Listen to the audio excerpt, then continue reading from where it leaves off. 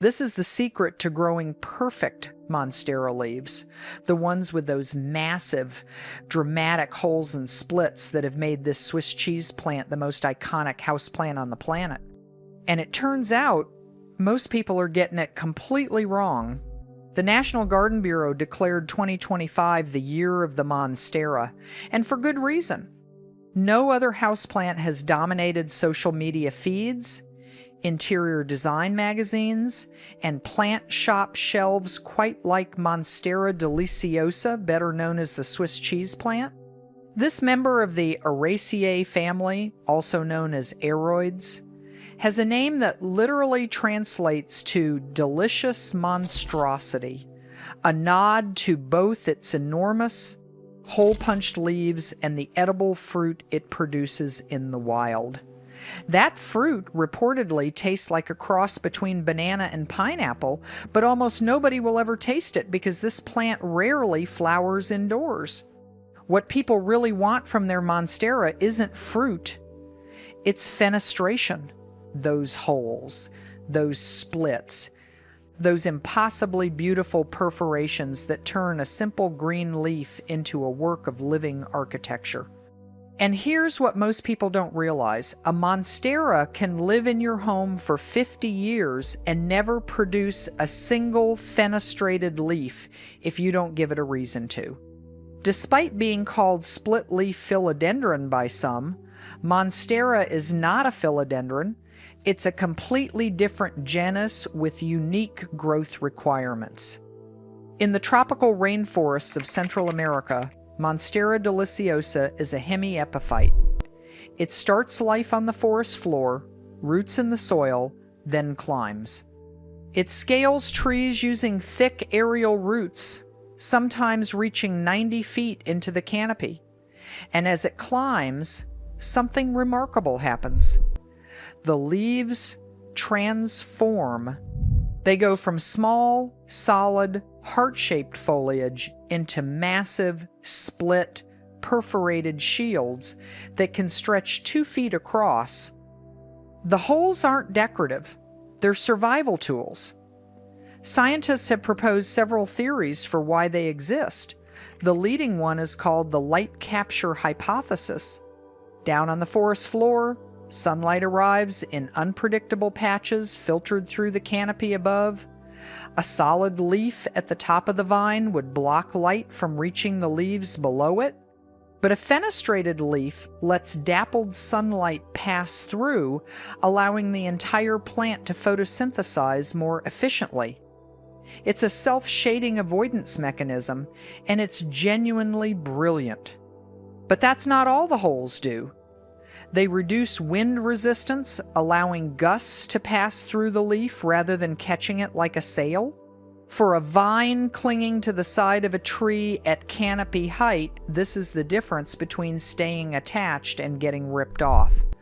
The fenestrations also improve water drainage. Large tropical leaves can hold standing water, which creates breeding grounds for fungi and bacteria. The holes prevent pooling, keeping the leaf surface drier and healthier. Christopher Muir's 2013 research published in the American Naturalist Journal proposed what he called the growth variance hypothesis. His work demonstrated that fenestration reduces the variance in plant growth and thereby increases overall fitness. Fenestrated leaves don't just help individual leaves, they make the whole plant more resilient. So how do you trigger this process at home? There are 5 key secrets, and the first one matters more than all the others combined. Secret number 1, light is everything.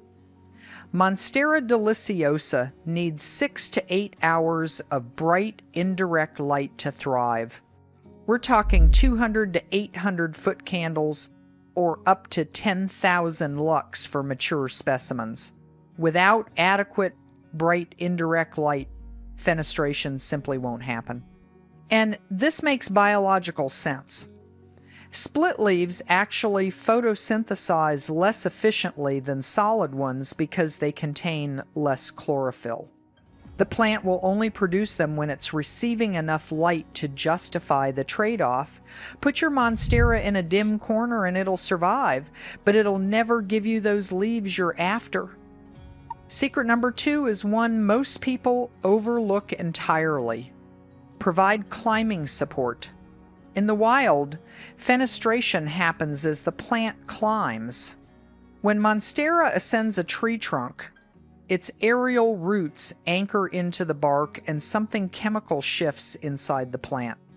Research published in Plant Physiology in 2019 showed that supported plants produce 3.2 times more gibberellins, growth hormones directly linked to leaf expansion and the conditions that precede fenestration. A moss pole imitates this natural growth habit. As long as the plant makes contact with the moist moss at each node, larger leaves with more fenestration will follow. If the aerial roots have nothing to grip, fenestration will be limited or non-existent.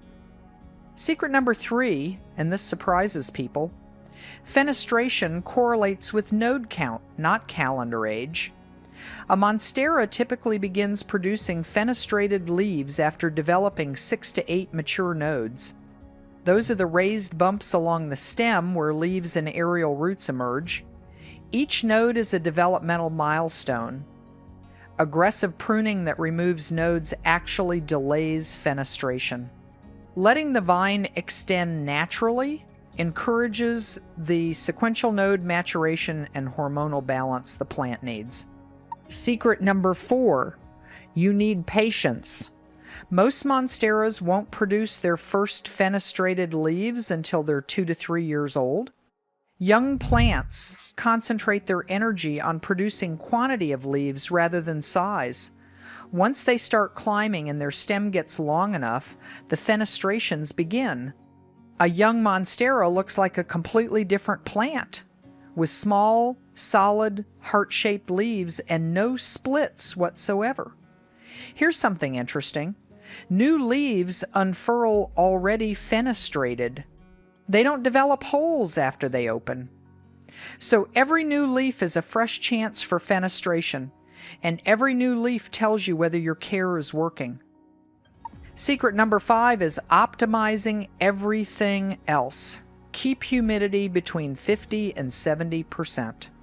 Below 40%, the plant's stomatal conductance drops, reducing nutrient flow and weakening developing leaf tissue, which can lead to malformed or aborted fenestrations. Maintain temperatures between 65 and 85 degrees Fahrenheit. Water every 1 to 2 weeks, allowing the top few inches of soil to dry between waterings. Monsteras evolved in rainforests where heavy downpours alternate with dry spells, so they're built for this rhythm.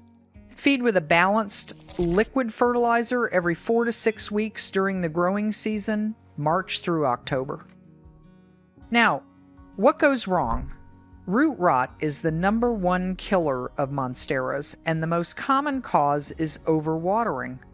If the yellowing leaves are at the bottom of the plant and you see new growth coming in, that's actually natural. The plant is redirecting energy.